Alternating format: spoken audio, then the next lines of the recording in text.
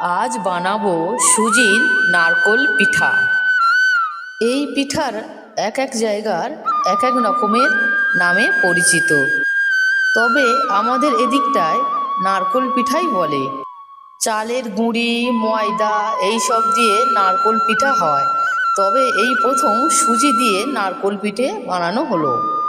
প্রথমে সুজিগুলোকে শুকনো কড়াইয়ে ভালো করে ভেজে নিয়ে গরম জলের মধ্যে সামান্য নুন দিয়ে সুজিগুলো দিয়ে সিদ্ধ করে নিতে হবে।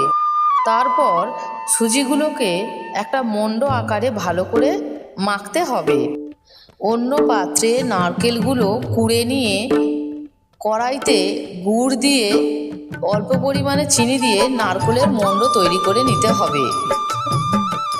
অল্প অল্প করে ময়দার ডো থেকে ময়দা নিয়ে ছোট ছোট আকারে গোল করে কেটে নিয়ে তার মধ্যে নারকেলের পুরগুলো দিয়ে হালকা হাতে মুড়তে হবে।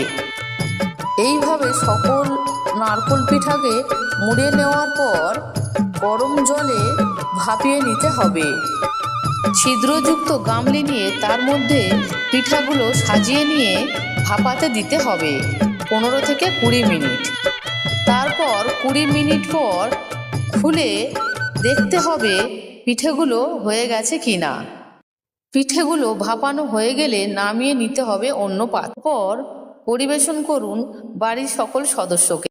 সুজির নারকেল পিঠে খুবই নরম খেতে হয়।